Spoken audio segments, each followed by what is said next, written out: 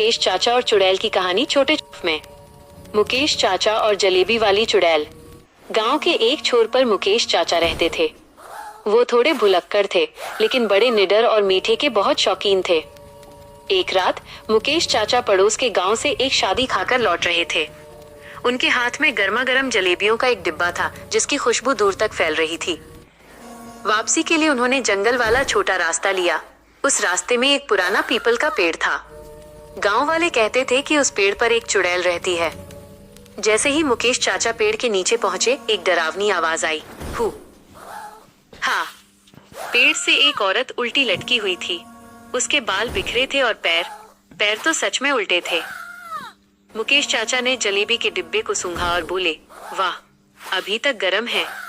चुड़ैल चिल्लाई, अरे, मैं चमेली चुड़ैल हूँ, मेरे उल्टे पैर देखो, डरो मुझसे। मुकेश चाचा ने उसे देखा और अपनी दाढ़ी खुजाई। अरे पगली, अंधेरे में चप्पल गलत पहन ली होगी, सुबह ठीक कर लेना।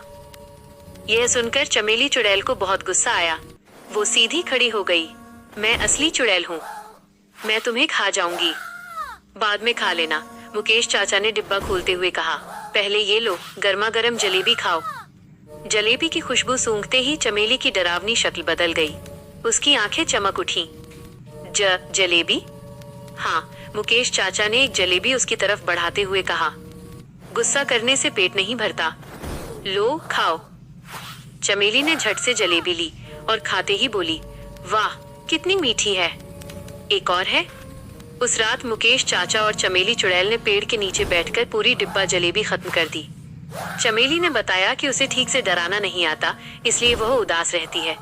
मुकेश चाचा ने हंसते हुए कहा, अरे, तुम डराने का काम छोड़ो, कल से इसी पेड़ पर चमेली की जलेबी की दुकान खोल लो।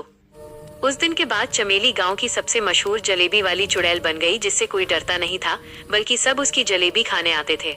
सीख, कभी कभी एक मीठी जलेबी बड़े बड़े भूत भगा देती है।